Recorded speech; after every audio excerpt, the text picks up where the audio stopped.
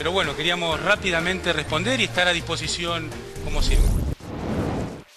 Tragedia de Barracas, vudú en tribunales, la devaluación, la compra del dólar ahorro, los cortes de luz, las vacaciones, los cortes de la autopista Ilia.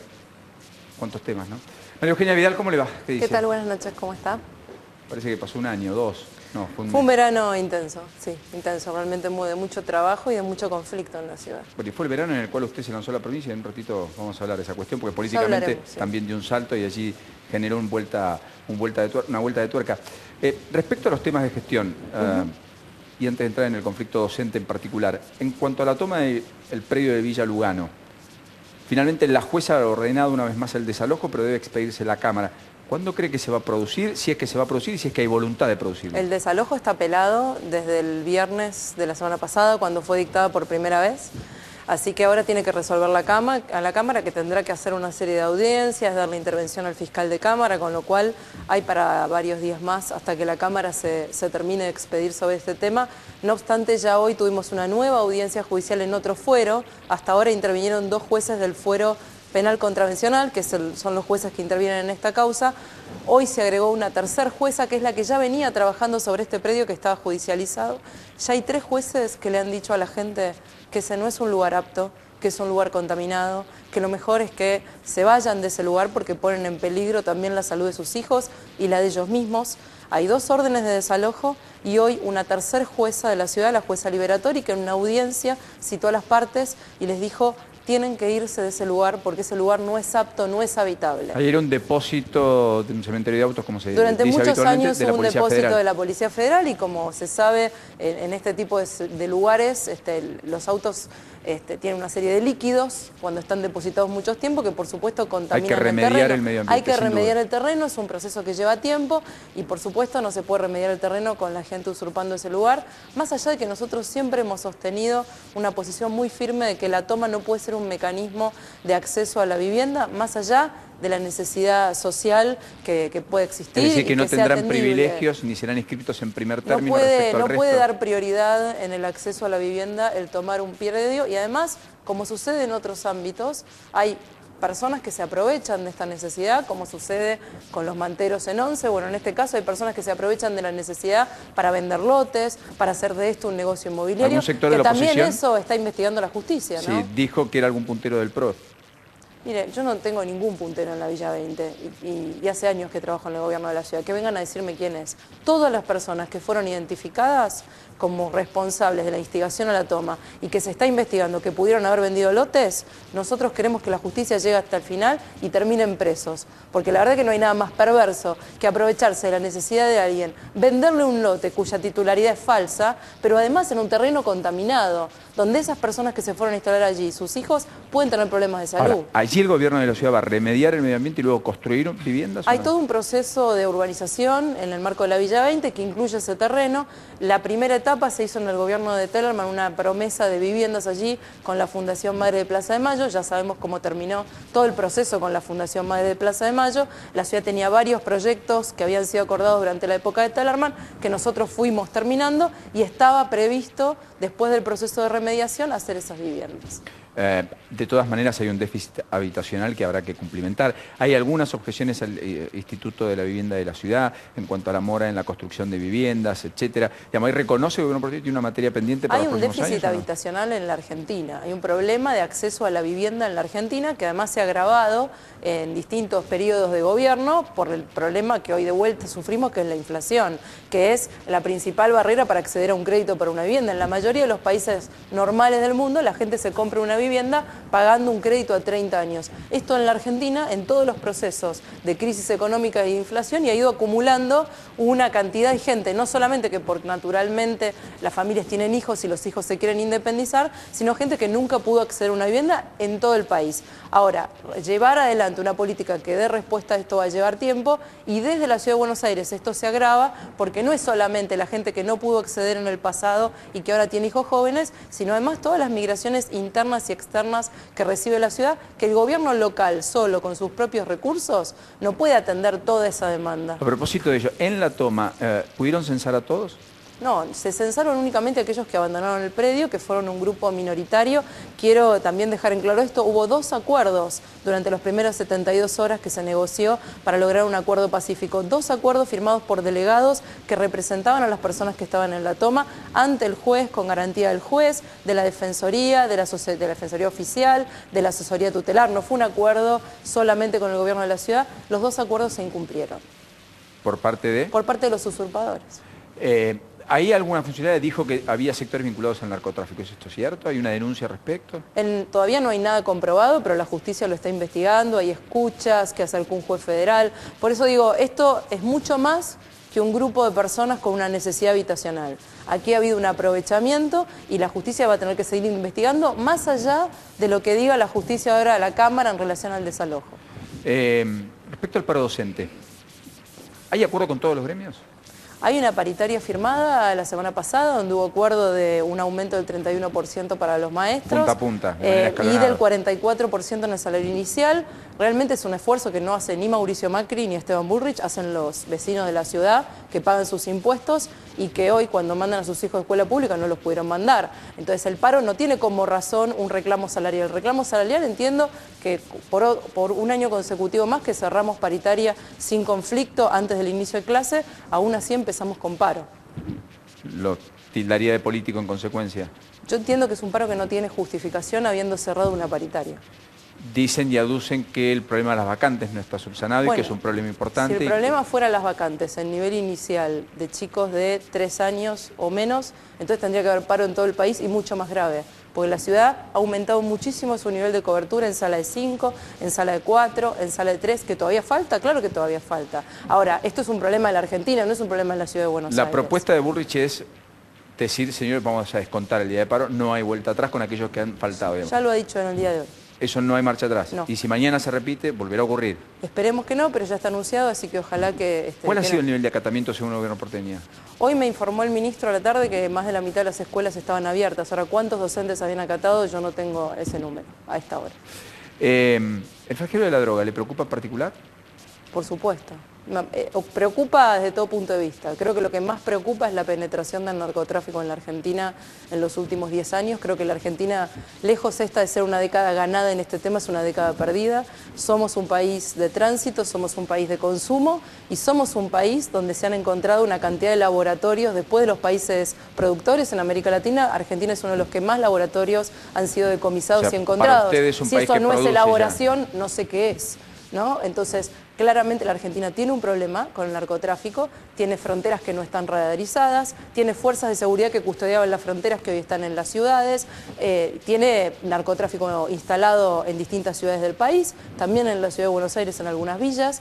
Digo, esto es un problema grave y creo que no hay la suficiente conciencia por parte del Gobierno Nacional de lo grave que es. Otro hecho político del día fue la apertura de sesiones ordinarias en la legislatura en la provincia de Buenos Aires, habló Scioli, y allí tras un encuentro con Berni, con la ministra Rodríguez y con Capitanich, junto a Alejandro Granados, Scioli explicó que los gendarmes no se retiran del conurbano. ¿En la ciudad hay gendarmes?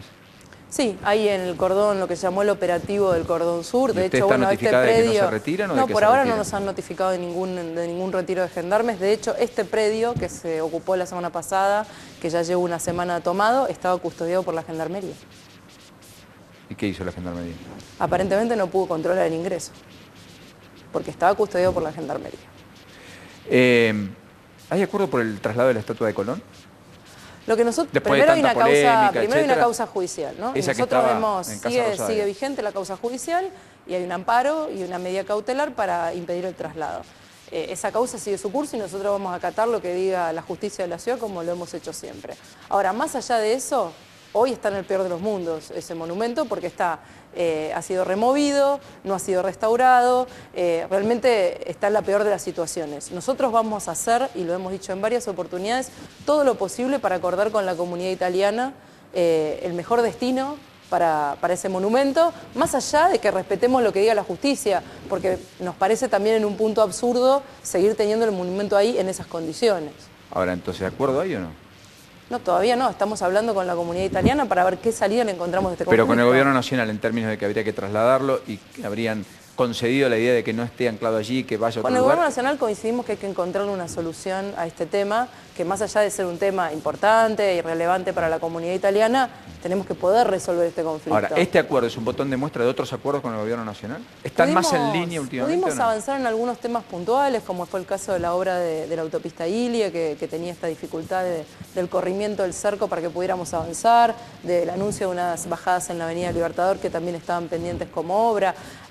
Hay un mayor diálogo. ¿Siente que tiene un poco más lo de que aire no la gestión, quiere o no? decir, no, lo que no quiere decir que haya cuestiones centrales que se hayan resuelto. Parte de toda esta discusión sobre qué fuerza interviene en los desalojos tiene que ver con una cuestión no saldada, que es la transferencia a la Policía Federal y que hace la autonomía de la ciudad.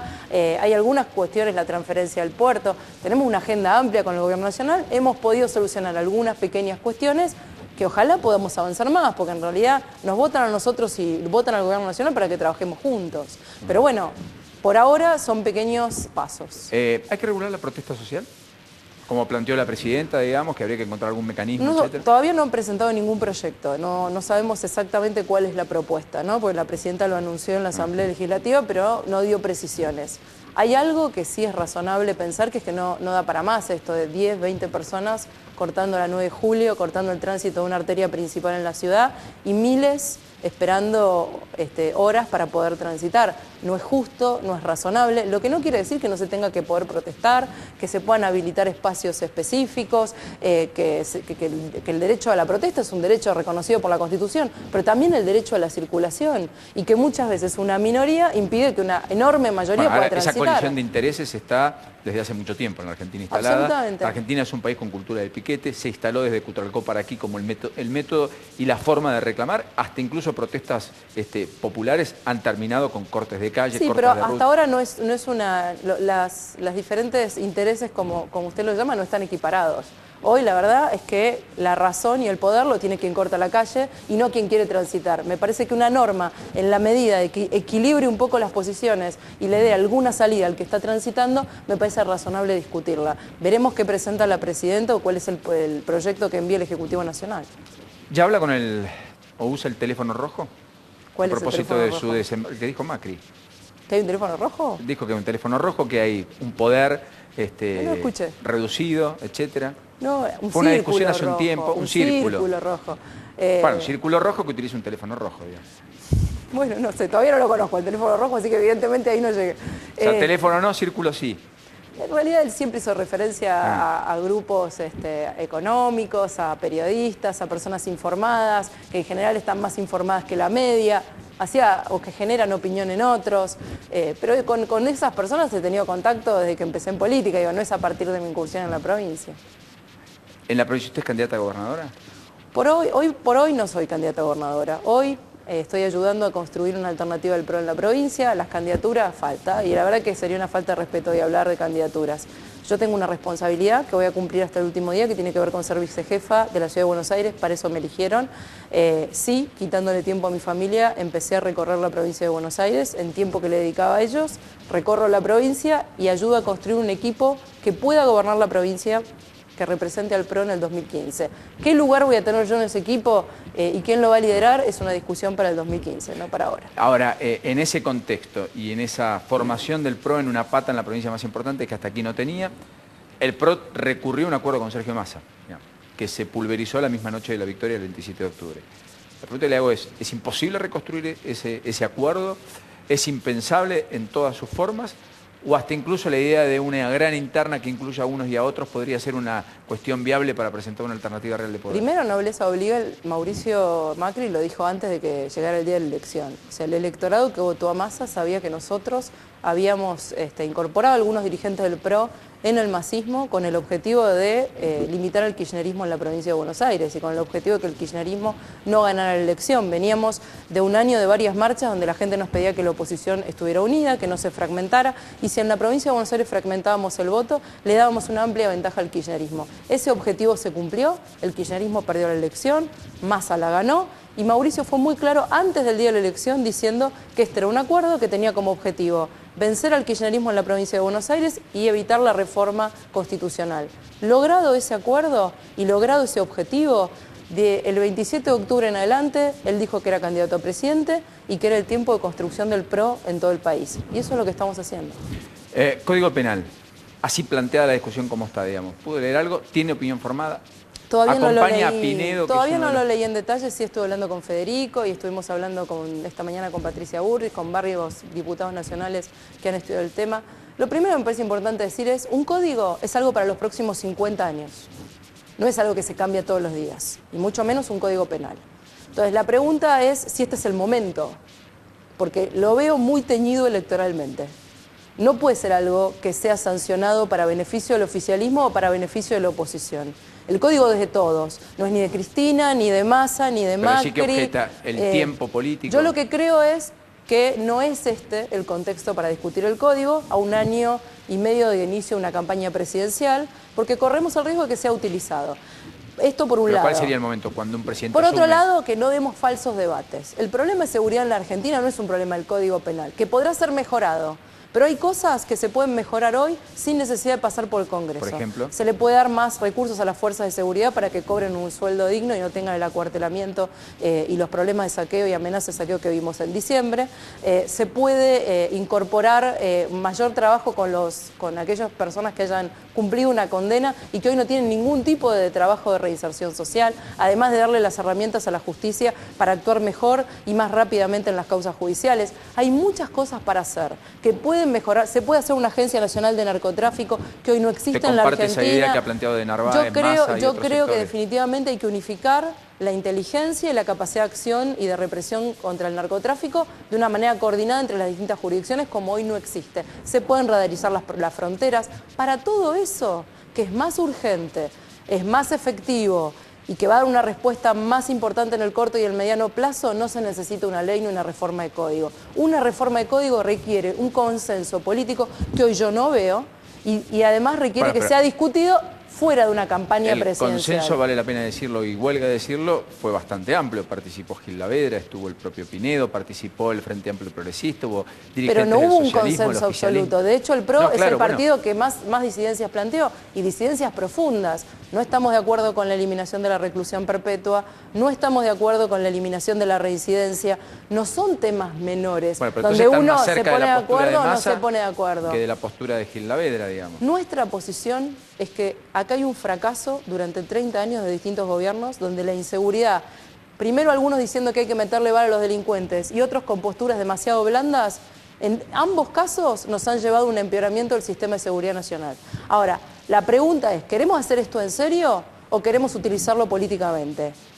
Yo creo que este no es el momento, que el código no es una cuestión ni debe ser una cuestión electoral y creo que todos los sectores tienen que estar sumados. Entonces, y me parece además que hay un montón de cosas que el gobierno nacional podría hacer y el gobierno de la provincia de Buenos Aires podría hacer para mejorar la seguridad y que no la está haciendo y parece que todo el tema pasa por el Código Penal.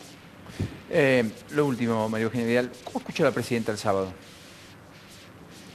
Bueno, creo que fue un discurso, más allá de que yo siempre valoro el llamado al diálogo y la inclusión de las fuerzas de la oposición, creo que a diferencia de otros discursos fue un discurso más amigable con la oposición, creo que aún así fue un discurso que no habló de los temas centrales, entre ellos el de la seguridad. Me parece que hay temas que hoy preocupan a la mayoría de los argentinos, que tienen que ver con la inflación, que tienen que ver con la inseguridad, que parecen ignorados en un discurso que es central porque es el discurso de apertura de ordinarias. Ahora sí, le prometo la última. Hubo saltos en la provincia de Buenos Aires hacia el masismo, hubo algunos que volvieron al oficialismo. ¿Usted imagina tomar peso, volumen el PRO a partir de generar algunos pases, algunos saltos de algunos intendentes a las filas del macrismo? ¿O cree que el andarivel de construcción va a estar en los consejos deliberantes o en todos los que vayan por fuera de la política tradicional de hoy? Nosotros hoy tenemos alrededor de 60 concejales en distintas ciudades de la provincia de Buenos Aires que pueden ser intendentes, algunos vienen trabajando hace muchos años, pero el PRO también siempre fue una fuerza abierta que construyó con gente que en muchos casos no había militado. Nuestra principal apuesta es a esa, a que la gente se involucre, sea protagonista, deje de delegarle la política a otros, pensando que solo aquellos que tienen experiencia pueden hacer política. Hace 30 años que los que tienen experiencia hacen política y así nos ha ido.